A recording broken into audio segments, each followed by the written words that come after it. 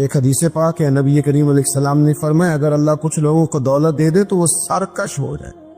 ہاں، کچھ لوگ ایسے ہیں جن کے پاس اگر دولت ہو تو عیاش ہو جائے، یعنی وہ کیا کچھ کر لا، ہر ایک کے لیے اچھی نہیں ہوتی۔ قارون کو دولت مل گئی، اتنا بڑا خزانہ تھا اس کے پاس کہ قرآن کہتا ہے کہ ایک جماعت مل کے صرف خزانے کی چابیاں اٹھاتی، یعنی یہ معاذ اللہ کوئی گھپ نہیں ہے، قرآن مجید نے بیان فرمایا کہ ایک جماعت مل کے صرف خزانے کی۔ تو حضرت سیدنا موسیٰ علیہ السلام نے کہا زکوٰۃ دو۔ زکوٰۃ کے معاملے میں لوگ ہیل و حجت سے کام لیتے، غریب ہو جاتے، اور کچھ ایسے ہیں جو مسائل جاننے لاتے ہیں تو اب انہوں نے ایک اور معاملات کرنے شروع کر دی۔ اگر گھر کے اندر 10 تولے زیور پڑا ہے تو 5 تولے کا اماں کو مالک بنا دیا، 5 کو بیوی کو مالک بنا دیا، تاکہ 7.5 تولے کی کوئی بھی مالک نہ رہے۔ گنجائشیں نکالتے، زکوٰۃ سے بچتے، اللہ تبارک و تعالیٰ معاف کرے بہانے بازی کرتے۔ اس کو کہا زکوٰۃ تو کہنے لگا آپ کی تو میرے بال پہ نظر ہے۔ اب نے فرمایا تو بڑا بیوقوف ہے، مال تو دی اللہ نے دیا ہے نا، تو اللہ کے رستے میں دے۔ یہ کام ذرا مشکل ہے کہ اس کو بار بار کہا تو اس نے نہ بجائے اس کے کہ وہ مال دیتا، اس نے حضرت موسیٰ پہ الزام لگا دیا، ایک عورت کو تیار کر کے لایا۔ یہ الزاموں والا کیس سنتے آ رہے ہیں آپ کہاں تک؟ حضرت یوسف پہ بھی لگا، جناب مریم پہ بھی لگا، حضرت سیدنا موسیٰ کلیم پہ بھی لگا، اور حضرت عیسیٰ پہ بھی سارے ہوئے نا الزامات۔ آپ کیا بات کرتے؟ الزام لگانا، بہتان ترازی کرنا، اور ہمارے یہاں اچھی بات دیر سے پھیلتی ہے، بری خبر وہ جلدی پھیل جاتی۔ ایک عورت کو تیار کر کے لایا معاذ اللہ تعالیٰ حضرت موسیٰ پر الزام لگانے کے لیے، اور جب وہ بی بی آپ کے سامنے لا کے کھڑی کی تو حضرت موسیٰ نے جلال فرمایا تجھے قسم ہے اللہ کی عزت کی، سچ سچ بتا معاملہ کیا ہے۔ تو وہ خاتون کانپنے لگی، کہنے لگی میں موسیٰ کلیم کے سامنے کیسے کھڑی ہو سکتی؟ مجھے تو اس نے پیسے دے کے تیار کی، مجھے اس نے مجھے پیسے دے کے تیار کیا ہے، اور بڑی اس نے مجھے تکلیف دی ہے، پیسے دے کے اس نے تیار کیا۔ یہ جب کہا تو حضرت موسیٰ علیہ السلام رونے لگے کہ تو سارا کچھ کرتا پر میری سفید چادر پہ داغ تو نہ لگانے کی کوشش کر۔ اب رونے لگے۔ اب یقین کریں لوگ تکلیف دیتے ہیں، بازو کا ایسی بات کرتے جس کا کوئی وجود نہیں ہوتا، اور آپ کو نہ کردہ گناہ کی سوال کا جواب دینا پڑ جائے، کتنی مشکل ہوتی ہے۔ یعنی جو کام آپ نے کیا نہیں، اگر اس کام سے سوال پوچھا جائے تو کتنا مشکل اور کٹھن مرحلہ ہوتا ہے۔ تو یہ کچھ لوگ کر دیتے ہیں لیکن وہ سمجھتے نہیں۔ کلیم تھے نا اللہ کے، بڑا جگرا ہے نا، لیکن رو پڑے، کہنے لگے تجھے ایسا نہیں کرنا چاہیے، کہنے لگے اللہ اب اسے سزا دے۔ اور رب کریم نے اس کے سارے ساز و سامان سمیت اسے زمین میں دھنسا دیا، وہ زمین میں غرق ہو گیا اپنے خزانے سمیت۔ اپنے دل میں تکبر نہ آنے دے میرے بھائی۔ اسی طرح سے کچھ لوگوں کو دولت کا بہت ہی تکبر ہے، دولت کا بہت ہی تکبر ہے۔ میاں صاحب نے کہا تھا دانش مندہ دا کم ناہی، دل دولت نہ لانا، اس بوٹی تے کئی خاون کیتے، تو جو کیتا سو کھانا۔ یہ تو کبھی اس کے پاس ہوتی ہے کبھی اس کے پاس ہوتی ہے۔ میرے نبی کریم علیہ وآلہ وسلم نے ارشاد فرمایا جس نے دولت کا پیچھا کیا اس نے تو اپنے دین کو نقصان پہنچایا۔ حضرت ام ربیہ ایک خاتون گزری ہیں، بڑی نیک اور پرہیزگار تھی، اللہ سے بہت ڈرنے والی تھی۔ ان سے کسی نے کہا زندگی میں انقلاب کیسے آیا؟ تو کہنے لگی میرے والد نے، میں ایک معزز اور شریف خاندان سے تعلق رکھتی تھی تو میرے باپ نے میرا نکاح کر دی۔ جس آدمی کے ساتھ میرا نکاح وہ بہت مالدار تھا، اللہ نے اسے بڑا نوازا تھا، لیکن جتنا اس کے پاس دولت تھی اس سے زیادہ بڑھ کر اس کے پاس دولت کا تکبر تھا۔ چھت پہ میں اور میرا شوہر بیٹھے تھے تو ایک غریب آدمی نے دروازے پہ آ کے دستک دی، اس نے کچھ مانگا تو میرے شوہر نے کہا خو کہ لوگ کس قدر پریشان کرتے، کھانے کے وقت بھی آ جاتے، سونے کے ڈانٹ تو اس کو۔ فرماتی ہے جب میں باہر نکلی نا اس کی میں نے حالت دیکھی تو مجھے ترس آیا۔ اس کے ہونٹوں پہ جمی ہوئی خشکی نے بتایا کہ پتہ نہیں بیچارے نے کب سے روٹی کھائی، اور اس کی آنکھیں ترس رہی تھی، لگتا تھا کہ کئی دروازوں سے ہو کر اور خالی آیا ہے۔ تو کہتی میں نے اپنی جیب سے اپنے شوہر سے آنکھ بچا کے چند آنے جب اس کی طرف بڑھائے تو میرے شوہر نے دیکھ لی، نیچے آیا، میری اجازت کے بغیر تم نے فقیر کو دیا، میری اجازت کے بغیر اب تم اتنی با اختیار ہو گئی ہو۔ کہ بنا میری اجازت کے دو گی؟ کہتے مسیحی جرم میں اس نے مجھے طلاق دی۔ میں شریف زادی تھی پر انتہائی تکلیف کے عالم میں واپس آئی، اور کہتے ہیں جب میں واپس پہنچی بڑی تکلیف میں پہنچی، میرے والد بڑے پریشان ہوئے۔ جب بیٹی کو طلاق ہی ہو جائے کیا حالت ہوتی ہے؟ فرماتی ہے کہ پھر کچھ عرصے کے بعد میرے والد نے تلاش کرنا شروع کیا، ڈھونڈنا شروع کیا، غور کرنا شروع کیا، لیکن کوئی مناسب رشتہ نہ ملتا تھا۔ کہتے ہیں تلاش کرتے کرتے کرتے کرتے 2، 2.5، 3 سال لگ کر ایک شخص نے بڑی رغبت کے ساتھ میرا رشتہ مانگا اور بڑی محبت کے ساتھ اس نے طلب کیا اور بڑی منت کی۔ کہتے ہیں میرے ابا نے طے کر دی۔ شادی کی پہلی رات جب وہ حجرہ عروسی میں داخل ہوا، کہتے ہیں میں نے اس کا چہرہ دیکھا تو میں پریشان ہو گئی، یہ تو وہ شخص ہے جو میرے دروازے پہ بھیک مانگنے آیا تھا، تو وہی ہے اس کی خاطر مجھے طلاق ہوئی۔ تو کہتی ہے وہ شخص روئے اور کہنے لگے کہ میں بڑے اعزاز کے ساتھ تجھے رکھوں گا۔ مجھے جب خبر ملی کہ میری وجہ سے تمہیں طلاق ہوئی تو میں نے اپنے رب کریم کی بارگاہ میں بڑی دعائیں مانگی، بڑی محنتیں کی، بڑی جد و جہد کی، پھر میں نے کچھ مال کمایا، اس قابل ہوا کہ میں تمہارے ساتھ نکاح کر سکوں۔ کہتی ہوں میری بڑی قدر کرتا، میرا بڑا اکرام کرتا، بڑے اعزاز سے مجھے رکھتا، دنیا کی وہ ساری سہولتیں جو ایک خامد اپنی بیوی کو دے سکتا ہے وہ مجھے دیتا، اور لوگوں سے بڑھ کر میرا وہ اعزاز کرتا کہ میں نے اس کی خاطر 2، 2.5 سال تکلیف سہی تھی۔ کہتی ایک دن میں بیٹھی تھی چھت پہ خاوند کے ساتھ کھانا کھا رہی، فقیر مانگنے والا آیا دروازے پر، اور جب اس نے آ کے صدا لگائی تو میرا خاوند کہنے لگا اس میرے گھر سے کوئی خالی نہیں جانا چاہیے، اسے ضرور دینا اور جتنا مانگے تھوڑا زیادہ ہی دے دینا۔ کہتی میں نیچے اتری اور جب میں نے یوں کر کے آگے اس کی طرف خیرات بڑھائی، اس نے بھی کاسا کشکول آگے بڑھایا اور میری نظر پڑی تو میں دھڑام سے چیخ مار کے گری۔ شوہر میرے آئے اور مجھے کہنے لگے کیا ہوا؟ میں نے کہا یہ تو میرا پرانا شوہر ہے، تو وہی ہے جس نے مجھے اس تکبر سے طلاق دی۔ کہتے وہ دروازے پہ رو رہا تھا اور کہہ رہا تھا دنیا والوں تکبر نہ کرنا، دولتوں پر کبھی ان دولتوں پر، مال پر انحصار نہ کرنا۔ رب بڑا بے نیاز ہے، وہ جب چاہتا ہے، جس کو چاہتا ہے، جس وقت چاہتا ہے نواز دیتا ہے۔ کہتی وہ تڑپتا تھا، روتا تھا، صدائیں دیتا تھا۔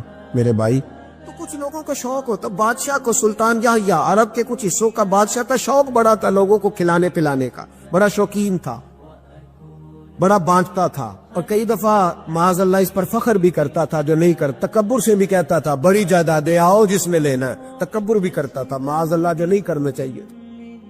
ایک دن جامع مسجد کے باہر کھڑے ہو کے نا بانٹنے لگا، کوئی فقیر آیا تو ایک مٹھی بھر کے شرفیاں دے دی، کسی کو سونا دے دیا، کسی کو چاندی دے دی۔ ایک درویش بابا جی کونے میں بیٹھے ہوئے، اسی کسی دے کچھ بھی نہیں لگ دے، کوئی ضرورت نہیں، کونے میں بیٹھے۔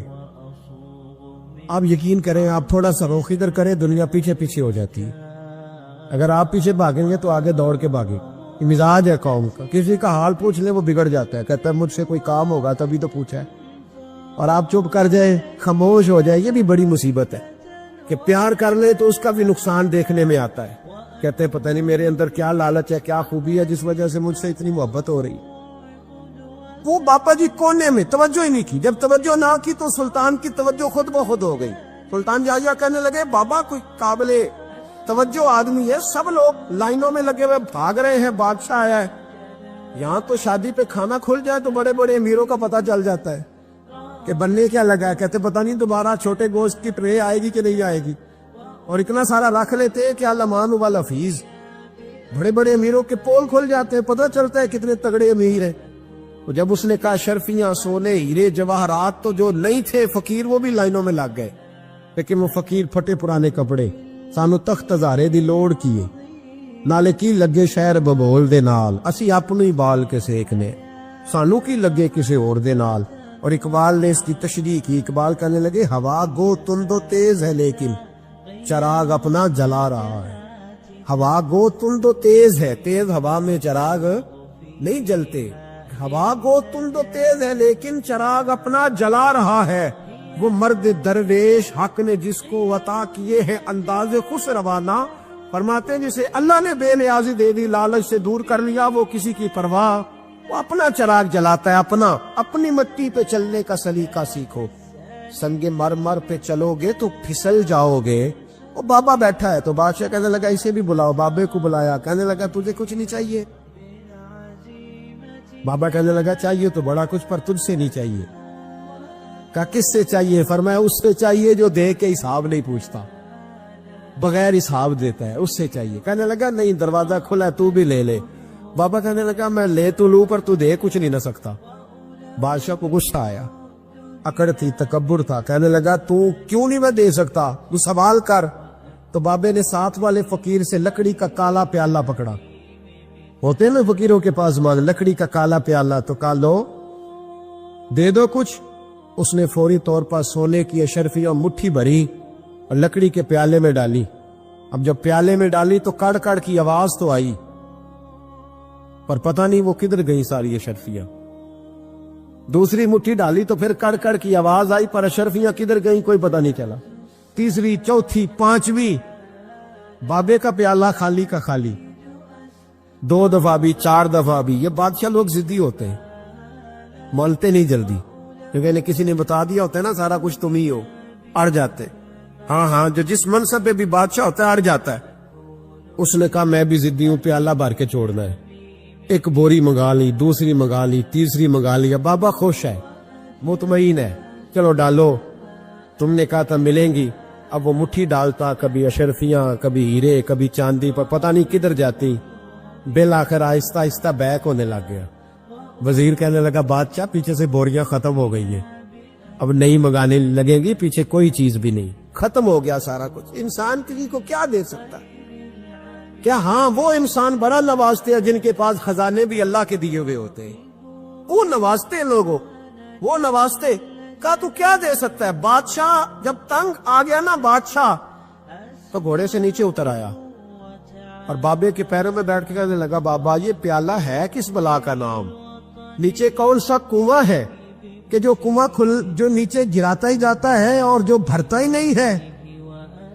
تو اب بادشاہ کا ہاتھ رکا تو بابے نے پیالہ چھوڑ دیا اور بڑا قیمتی لفظ کہا. بابا کہنے لگا بادشاہ یہ انسانی خواہشات کا پیالہ ہے، یہ انسان کی خواہشوں کا پیالہ ہے، یہ لالچ کا پیالہ ہے، یہ کبھی بھر سکتا. انسان کبھی کہتا ہے یا اللہ اپنا مکان دے دے بڑا راضی ہوں، اسے اپنا مل جاتا ہے، پھر کہتا ہے نہیں سوسائٹی میں ہونا چاہیے. قطب الاقطاب حضرت خواجہ قطب الدین بختیار کاکی رحمت اللہ علیہ فرماتے ہیں حضرت خواجہ معین الدین چشتی رحمت اللہ علیہ کی خانقاہ میں بیٹھا تھا. اچانک ایک تاجر، ایک دنیا دار شخص آیا. حضرت خواجہ معین الدین چشتی رحمت اللہ تعالی علیہ کے سامنے بیٹھے ہوئے آپ کے ایک مرید شیخ علی علیہ رحمہ جن کا نام تھا، ان کی طرف وہ تاجر تیزی سے بڑھا اور شیخ علی کا گریبان پکڑ لیا. میرے پیسے کب دو گے اور کتنے وعدے کرو گے؟ لاؤ میری رقم واپس کرو. حضرت خواجہ معین الدین چشتی رحمت اللہ علیہ ساری صورتحال سے بے خبر تھے. جلدی سے اٹھے اور اٹھ کر کے اس تاجر سے کہا کہ معاملہ کیا ہے، بات کیا ہے؟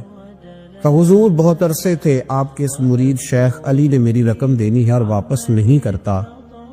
خواجہ صاحب علیہ رحمہ نے شیخ علی کی طرف دیکھا اور فرمایا یہ معاملہ کیا ہے؟ عرض کی حضور غریب ہوں، کمزور ہوں، تنگ دست ہوں، قصدن ایسا نہیں کر رہا، اس سے کچھ مہلت لے چکا ہوں، وہ ختم ہوئی، اب اور مہلت کا سوالی ہوں اور یہ مجھے مہلت دینے کو تیار نہیں ہے. خواجہ اجمیر علیہ رحمہ نے اس تاجر کی طرف دیکھا اور فرمایا غریب ہے، مجبور ہے، اس وقت تنگ دست ہے، اس کو کچھ مہلت دے دو، یقیناً تمہاری رقم لوٹا دے گا. اس نے حضرت خواجہ علیہ رحمہ کے ساتھ بھی توہین آمیز لہجہ معاذ اللہ اختیار کیا. ابھی لے کر کے جاؤں گا، پوری رقم لے کر کے جاؤں گا، ورنہ نہ صرف یہ کہ اسے رسوا کروں گا بلکہ میں اسے بازاروں میں کھینچوں گا.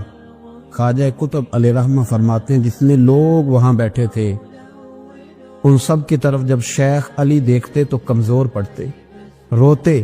میرے پیر بھائیوں کے بیچ آ کر سرعام اتنے لوگوں میں میری اتنی رسوائی کر ڈالی. خواجہ اجمیر نے اپنی اس مرید کی آنکھوں میں جب آنسو دیکھے تو بڑا ہی دل نرم ہوا. اس کو کہا کچھ مہلت دے دے. اس نے کہا نہیں مجھے تو ابھی اپنی رقم چاہیے. خواجہ صاحب رحمت اللہ علیہ نے زمین پر چادر بچھائی چند سکے جیب سے کیا نکالے تھے کہ اللہ تبارک و تعالیٰ نے بھرے خزانوں سے دولت عطا فرما دی. یہ تمہاری رقم اٹھاؤ اور لے جاؤ. تمہیں فقیروں کو اس طرح رسوا نہیں کرنا چاہیے تھا. تمہیں خانقاہوں میں بیٹھے ان سادہ اور کمزور لوگوں کے ساتھ یہ رویہ روا نہ رکھنا چاہیے تھا. یہ کہا. اس شخص نے پیسے اٹھانے شروع کیے اور اٹھاتے اٹھاتے نا جب اس کی نظر زیادہ مال پہ پڑی تو کچھ زیادہ پیسے بھی اٹھا لیے. ذرا نظر بچا کے دیکھتا کہ خواجہ صاحب دیکھ تو نہیں رہے, کچھ زیادہ رقم ہتھیائی اور وہ چلتا بنا. حضرت خواجہ علیہ رحمہ نے شیخ علی کو تھپکی دی. فرمایا اللہ نے تمہاری عزت رکھی, پر ایک بات میری یاد رکھنا, جب بھی بھروسہ کرنے کو دل ہوا, جب بھی کسی طرف سہارا ڈھونڈنے کا دل ہوا تو یا خدا کی طرف دیکھنا یا محمد مصطفیٰ کی طرف دیکھ صلی اللہ علیہ وسلم. یہ کیا درویشوں کا کیا کام کہ وہ دنیا داروں سے پیسے لے اور دنیا داروں کے ساتھ معاملات کرے. تمہاری یہ روش اچھی نہیں, لیکن اللہ نے تمہارا وقار رکھا. خواجہ قطب کہتے ہیں وہ بات تو ختم ہو گئی, لیکن شیخ علی کے چہرے پر کئی دنوں تک افسردگی رہی. وہ ان سب لوگوں کو پلٹ پلٹ کے دیکھتے جن کے سامنے آ کے اس نے گریبان پکڑا تھا تو بیچاروں کی طبیعت بگڑتی, دل پہ افسوس ہوتا. اس کو ایسا نہ کرنا چاہیے تھا, میری غریبی کا یوں مذاق نہ اڑاتا. کہتے ہیں چند ہفتے گزرے تو اس تاجر کو ہم نے دوبارہ خواجہ صاحب کی خانقاہ میں داخل ہوتے دیکھا, لیکن اب کہ وہ بڑا ہی پریشان آیا, اب کہ وہ بڑا ہی افسردہ آیا. اب کہ وہ آیا تو ہانپتا کامتا تڑپتا آیا. چادر بڑی ساری اوڑھ رکھی ہے. آتے ہی حضرت خواجہ کی خدمت میں بیٹھا, تڑپ کے رونے لگا. کہنے لگا اجمیر کے بادشاہ, بھول گیا تھا, معافی ہو سکتی ہے, غلطی ہو گئی تھی, درگزر کا سوالی بن کے آیا ہوں. عطائے رسول ہند الولی غریب نواز رحمت اللہ تعالی علیہ فرمانے لگے, پہیلیے نہ بجھا, جو بات ہے اس کو کھول کر کے بیان کر. فقیر تیری ہر بات سننے کو اور درگزر کرنے کو تیار ہے. اس نے اپنا ہاتھ چادر کی اوٹ سے نکالا تو کہنے لگا حضور خشک ہو گیا, اٹھتا ہی نہیں. حضور تکلیف میں ہوں, آزمائش میں ہوں. ہوا دراصل یہ تھا کہ میں نے نا وہ میں نے سکے اٹھاتے اٹھاتے نا آپ سے نظر بچا کے کچھ زیادہ اٹھا لیے تھے, تو آپ کی ناجائز دولت, میں نے آپ کی دولت کو ناجائز حاصل کر لیا تھا. تو حضور اس سبب سے میرا ہاتھ چھال ہو گیا, مجھے اتنے لینے چاہیے تھے جتنے میرے بنتے تھے, میں نے ناجائز پیسے لے لیے. خواجہ اجمیر فرمانے لگے دنیا دار ہے تو ابھی تک دنیا داری میں ہی اڑا ہوا ہے, تو دنیا دار ہے تو ابھی تک تیرا خیال سکوں میں, پیسوں میں, دھیلوں اور اشرفیوں میں اڑا ہوا ہے. فرمانے لگے مجھے پتا تھا تو زیادہ اٹھا رہا ہے, لیکن فقیر کے پاس جو خزانے ہیں وہ اس کے ذاتی نہیں, وہ رب کریم کے دیے ہوئے ہیں. اللہ کے خزانوں میں سے کوئی لے گیا تو لے گیا, لیکن تو یہ کیا سمجھتا ہے کہ زیادہ سکے اٹھانے کی وجہ سے تیرا ہاتھ چھال ہوا ہے؟ یہ اس لیے تیرا ہاتھ خشک ہو گیا ہے کہ تو نے ایک فقیر اور درویش کو بھرے مجمع کے اندر رسوا کر ڈالا تھا. تیرا زیادہ پیسے لینے کی وجہ سے ہاتھ کمزور نہیں پڑا, بلکہ وہ جو تو نے اس غریب کے گلے میں ہاتھ ڈالا تھا اور اسے رسوا کر ڈالا تھا, تو کیا سمجھتا ہے وہ لاوارث ہے؟ اگر وہ کمزور ہے, تنگ دست ہے, تو بندہ تو رب کریم کا ہی ہے نا. جو تاجر, سیٹ, نواب اور ذمہ دار کا رب ہے, غریبوں کا بھی وہی رب ہے, ان مسکینوں کا بھی وہی رب ہے, ان کمزوروں کا بھی وہی رب ہے. کہنے لگا حضور معافی کا سوالی ہوں. فرمایا اٹھ کے جا اور بڑے مجمع میں جا کے ایک دفعہ اس درویش سے معافی مانگ, مجھے امید ہے عرش کا رب تیرے سارے گناہ معاف فرما دے گا. ایک دفعہ معافی مانگ لے, جا سوال کر لے. وہ شیخ علی کے سامنے آ کے کھڑا ہوا, وہ کہنے لگا اگر آپ معاف کر دے تو میری تکلیف دور ہو جائے گی. شیخ علی کی آنکھوں میں چھم چھم آنسو برسے. کہنے لگا آپ نے معاف کیا کہ نہیں کیا؟ کہنے لگے یار تو تاجر ہے, تو ذمہ دار ہے, تیرے دل میں پتہ نہیں کیا تصور ہے, پر میں نے تو معاف کرنا ہی ہے, اس لیے کہ نہ میں تاجر ہوں, نہ میں ذمہ دار ہوں, نہ میں دنیا دار ہوں, میں تو غریب نواز کا ماننے والا ہوں. میری مجبوری ہے کہ جس شخص کا میں نوکر ہوں نا, اس نے سکھایا ہی معاف کرنا ہے. اس کے در دولت پہ میں رہتا ہوں, انہوں نے درگزر کرنا سکھایا ہے. ادھر جب معافی ہوئی تو خواجہ اجمیر نے تھپکی بھی دی, دعا بھی فرمائی, رب کریم نے شفا عطا فرما دی. تو خواجہ اجمیر فرمانے لگے میاں جا, تیری تندرستی ہوگی, چلا جا. کہنے لگا حضور اب کس نے جانا ہے؟ اب تو میں تیری دہلیز پہ جھاڑو دیا کروں گا. کوئی شے نہیں کی, سر پہ بال بھی نہیں تھے, رویا کرتا. اللہ تعالیٰ نے فرشتے کو بھیجا, تجھے کیا چاہیے؟ تو کہنے لگا بال آ جائیں اور تھوڑا مال آ جائے. فرشتے نے ہاتھ پھیرا تو بال بھی آ گئے, تو بکریاں بھی آ گئی, لائنیں لگ گئی, مال ہی مال ہو. دوسرے کے پاس گیا, وہ کوڑا تھا, اس کو جا کے کہا کیا چاہیے؟ کہنے لگا شفا ہو جائے اور کچھ اللہ تعالیٰ آسانی کر دے. شفا بھی ہو گئی, گائیں بھی دے دی, بھینسیں بھی دے دی, مال ہی مال ہو. پھر ایک کے پاس گیا, وہ اندھا تھا, تجھے کیا چاہیے؟ اس نے کہا آنکھیں ملنے اور کچھ ساتھ اللہ مال دے دے. اونٹ ہی اونٹ ہو گئے. جب بڑا نواز دیا تو پھر مالک نے امتحان لینے کا ارادہ کیا. یاری تیری سونا ہے پر آزمائشاں بھی تیریاں آگ, آزمائشاں تیریاں, صحیح کہہ رہا ہوں, آزمائشاں تیریاں یاری تیری سونا ہے پر آزمائشاں تیریاں اے سونا پرکھیا جامدائی پہلو نہ لگاں دے لگ. اللہ نے فرمایا آزمائش کرو. سب سے پہلے گنجے کے پاس آئے, اسے کہا اللہ کے رستے میں کچھ دیکھا نہیں لگا, میرے خرچے ہی بڑے, دیکھو تجھے کتنی مشکل میں وقت گزارتا ہوں, حال ہی کوئی نہیں. تو اس نے کہا میں نے تو سنا تو گنجا اور بھوکا ننگا تھا. کہنے لگا میں تو جدی پوچھتی رہی سی اعظم ہوں, تو یہ کس پاگل نے کہا ہے بھاگ جا؟ اس نے کہا اچھا جیسے تو تھا ویسے ہی ہو جائے. کھیت کھلیان اجڑ گئے, پھر سے گنجا ہو گیا. حضور علیہ السلام فرمانے لگے, پھر وہ اس کے پاس گیا جو کوڑا تھا, اسے کہا کچھ دے. کہنے لگا خرچے ہی بڑے, اب پوچھ لیں کسی امیر آدمی سے کہ چکی کے نیچے ہاتھ ہے میرا, میرے سے زیادہ تو پریشان بندہ ہی کوئی نہیں. کیا بتاؤں آپ کو, اتنا ٹیکس ہے, اتنا جرمانہ ہے, فلانی شے, بڑا کچھ گنواتے ہیں لوگ. اس نے کہا میں نے تو سنا تو پہلے کوڑا تھا. اس نے کہا اچھا دوڑ جا, میں تو رئیس اعظم ہوں, دادا بھی پردادا بھی اور ساری نسل ہی. اس نے کہا اچھا جیسے تو تھا ویسے ہی ہو جائے. پھر وہ گیا اندھے کے پاس اور جا کے کہا اللہ کے نام پہ کچھ دے. تو کہنے لگا رب کے نام پہ؟ یہ کھڑے ہیں اونٹ, جتنے تیرے دل کرے لے دا. اس نے کہا کیا مانا اس بات کا؟ کہنے لگا یار تجھے کیا بتاؤں, میں تو اندھا تھا, میں نے تو کبھی دنیا دیکھی نہیں تھی. پھر اس کریم نے فضل کیا تو مجھے بڑا کچھ دکھایا. میں کیا بتاؤں, میرا دل کر رہا ہے کہہ دوں کہ پھر اس نے کعبہ دکھایا, پھر اس نے روضہ رسول دکھایا, پھر اس نے ریاض الجنہ کے سجدے دکھائے, پھر اس نے اپنے محبوب کے دروازے کی رونقیں دکھائیں. اس نے بڑا کچھ دیا, اس نے بڑا نوازا. میرے پاس تو شاید میں بدکار پرانا خادم, کسے در ملی نہ ٹوئی, اتواصف یار نے نظر جو کی تھی پھر واصف ہی ہوئی. یہ تو اس کا کرم ہوا. تو یہ وہ کہنے لگا تو اللہ کے نام پہ جان مانگنا, وہ بھی دینے کو تیار. میرے پاس تو شے کوئی نہیں, تو مجھے تو اپنا پتہ ہے, میں تو کوئی شے نہیں تھا, کچھ نہیں تھا میرے پاس. یہ تو ان کا کرم ہے کہ رخ ان کا ادھر ہے. اور مختصر سی میری کہانی ہے, یہ جو بھی ہے ان کی مہربانی ہے. تو وہ کہنے لگا میں بھی کچھ لینے نہیں آیا تھا, تیری آزمائش ہی کرنے آیا تھا. تیری عزتیں بھی سلامت رہیں گی, تیرا مال بھی سلامت رہے گا, تیری شفا بھی. اپنی زندگی میں کبھی بھی اللہ کی بارگاہ سے توجہ ادھر ادھر نہ کریں, چھوڑے لوگ کیا کر رہے ہیں, دنیا کیا کہہ رہی, کبھی بھی اپنی توجہ دائیں. ہمارا یہ مسئلہ بن گیا کہ ہماری سیاست ہے, ہماری دنیا داری ہے, ہم بندوں کو راضی کرنا چاہتے ہیں.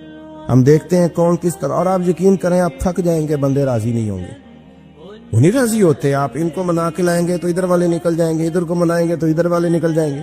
اس چکر سے باہر آئیں, اس رب کو راضی کریں جو فرماتا ہے ان الذین آمنوا وعملوا الصالحات سیجعل لهم الرحمن ودا. فرمایا تو ایمان لانے کے بعد نیک عمل کر, میں لوگوں کے دلوں میں تیری محبت پیدا کر دوں. رحمان لوگوں کے دلوں میں محبت ڈال دے گا. اللہ لوگوں کے دلوں میں. اپنی نظر ہمیشہ اپنے رب پہ رکھیں, اتنی لمبی چوڑی دنیا داروں سے امیدیں نہ وابستہ کریں. میں نے دیکھا ہے لوگ کاسا لیسی کرتے ہیں, کبھی اس کے دروازے پہ کبھی اس کے دروازے پہ. ان چکروں سے باہر آئیں اور اپنے رب کی بارگاہ کی طرف توجہ کریں. استغفار شوق سے پڑھا کریں, اور اکیلے میں نا, اکیلے میں. رئیس المتکلمین مولانا نقی علی خان صاحب رحمۃ اللہ نے لکھا ہے کہ فرعون 500 سال حکومت کر گیا. فرماتے اصل وجہ یہ تھی کہ دنیا جب سو جاتی تھی نا تو اوپر چادر لے کے تو مسلح پہ بیٹھ جاتا تھا اور ہاتھ باندھ کے کہتا تھا رب تو ہی ہے, میرا پردہ نہ کھولنا, مالک تو ہی ہے, کرم نوازی کرنا, میری پکڑ نہ کرنا. وہ بے ایمان ہو کے اگر 500 سال ہاتھ باندھے تو گزارا کر لیتا ہے, تو ایماندار ہے. پر مسئلہ یہ ہے کہ تو رات کو بکل مار کے ہاتھ نہیں نہ باندھتا, تو منت نہیں کرتا, تو استغفار نہیں کرتا. توبہ کریں تو بچے رہیں, وہ اتنی لمبی حکومت کر گیا چونکہ رات کو کہتا تھا مالک رب تو ہی ہے، لیکن مہربانی فرما میری پکڑ نہ فرمایا تو اللہ نے تو اس کو مہلت دے دی۔ کافروں کو آج بھی مہلت دی ہوئی نہیں رب نے۔ یہ جو دنیا کی محبت ہے نا، یہ ہر گناہ کی جڑ ہے۔ جب انسان دنیا کی دولت سے پیار کرنے لگ جاتا ہے، پھر وہ قتل بھی کرتا ہے، پھر وہ ظلم بھی کرتا ہے، پھر وہ زیادتی بھی کرتا ہے، پھر وہ حرام بھی کھاتا ہے، پھر وہ یتیم کو بھی لوٹتا ہے، پھر بیوہ کا مال کھانا بھی اسے پریشان نہیں کرتا، پھر کروڑوں روپیہ ہضم کر لیتا ہے، لکڑ پتھر ہر چیز اس کو ہضم ہونے لگتی ہے۔ اصل بات یہ ہے کہ اسے محبت دنیا کی دولت سے ہو گئی ہے۔ ایک بزرگ کے پاس ایک نوجوان آیا، اس نے کہا حضرت جی میرا نماز میں دل نہیں لگتا۔ تو بزرگ فرمانے لگے تیرا مسئلہ اصل یہ نہیں، تیرا مسئلہ اور ہے۔ نے کہا حضور سمجھا دیں۔ تو وہ فرمانے لگے کچھ بندے ایسے ہیں جو تمہیں ٹیلی فون کرتے ہیں اور تم ان کا فون نہیں اٹھاتے، اور کچھ ایسے ہیں جن کو تم دن میں خود 3 دفعہ فون کر کے حال پوچھتے ہو۔ حضور کیا مطلب؟ فرمانے لگے جس سے پیار نہیں نا، اس سے اظہار بیزاری ہے تو اس کا فون بجتا رہے تو کہتے ہیں میں تھا نہیں، میں موجود نہیں تھا، فون چارجنگ پہ تھا، گھر چھوڑ گیا تھا، بہانہ ہے۔ اور جس سے محبت ہے اس کو ٹیلی فون کر کے کہتے ہیں آپ پریشان تو نہیں ہوتے، بس میرا سلام لینے کو دل کر رہا تھا۔ فرمانے لگے کہ تیرا اصل مسئلہ یہ ہے کہ تو نے محبت نہیں کی اللہ رسول سے۔ اگر تیرا خدا رسول سے پیار ہوتا تو یہ جملہ کیسے آتا کہ نماز کو دل نہیں کرتا؟ پھر تو تیرا تہجد کو بھی دل کرتا، پھر تو تیرا ہر وقت قرآن پاک سینے سے چمٹائے رکھنے کو دل کرتا، اس لیے کہ تیرا مقصود اللہ کی ذات ہوتی۔ کیونکہ مقصود دنیا داری ہے، مقصود دولت بنا لی ہے معاذ اللہ، مقصود ایک رنگ بنا لیا ہے، اس کا نقصان قوم اٹھا رہی ہے۔ نقصان رشتوں میں، ناتوں میں حسن نہیں رہا، پیار نہیں رہا، ترتیب نہیں رہی۔ ایک ناروے سے دوست نے فون کیا، مجھے کہنے لگے آپ بڑی تقریریں کرتے ہیں، کوئی ہمارے حق میں بھی کر دو۔ تو میں نے کہا کہ آپ کو کیا ہے؟ کہنے لگے آپ پردیسیوں کی مجبوریاں نہیں سمجھتے۔ میں نے کہا کیا ہوا؟ کہنے لگے حضرت جی شکوہ ہے کہ ہمارے اپنے ہمیں جب بھی فون کرتے ہیں وہ یہ نہیں پوچھتے کہ شام کا کھانا کھایا ہے کہ نہیں کھایا، وہ کہتے ہیں وہ شادی آ گئی ہے تو جلدی کرو، پیسے بھیج دو، فٹافٹ کرو۔ کہتے ہیں کبھی کسی نے ہم سے ہمارا حال ہی نہیں پوچھا، کبھی کسی نے یہ غور ہی نہیں کیا کہ وہ پردیس میں گیا ہے، اور انشاءاللہ پردیسی کوئی بھی نہ تھی وے ککھ جنا تو پارے تاڑی مار اڑانا باہو اسی آپ ہی اڈن ہارے۔ تو تیار بیٹھے ہیں، حال ہی کوئی نہیں پردیس میں۔ یہاں حال یہ ہے کہ جو فون کرتا ہے، ایک بزرگ کہنے لگے کہ 22-23 سال دیے ہیں پردیس کو، تو اپنی ہی بیوی کو فون کیا ہے کہ اب نہیں ہوتا، گھٹنوں میں درد رہتا ہے، کمر کمزور ہو گئی ہے، اور میرا دل کرتا ہے گھر آؤں اور میں اپنے گھر میں بیٹھ کے بچوں کے بیچ بیٹھ کے روٹی کھاؤں۔ اعصاب کمزور ہو گئے ہیں، دل کی دھڑکن تیز رہتی، پتہ نہیں کب وقت آ جائے۔ تو کہتے ہیں میری بیوی جسے میرے دکھ سکھ کا ساتھی ہونا چاہیے، وہ کہتی ہے چلے 3-4 سال اور لگا لیں پھر آ جانا۔ او بھائی کیا اس شخص کے ساتھ کیا تعلق ہے؟ اس کا بھائی اسے فون کرتا ہے تو کہتا ہے میں پیسے دے دوں گا، جب آؤ نا تو ایک موبائل ضرور لے آنا۔ اس کو لوگ فون کرتے ہیں، رابطہ کرتے ہیں کہ جناب وہ ایک چھوٹی سی چیز، وہ میں پیسے دے دوں گا، تو پیسے دینے ہیں تو یہاں سے کون سی چیز نہیں ملتی؟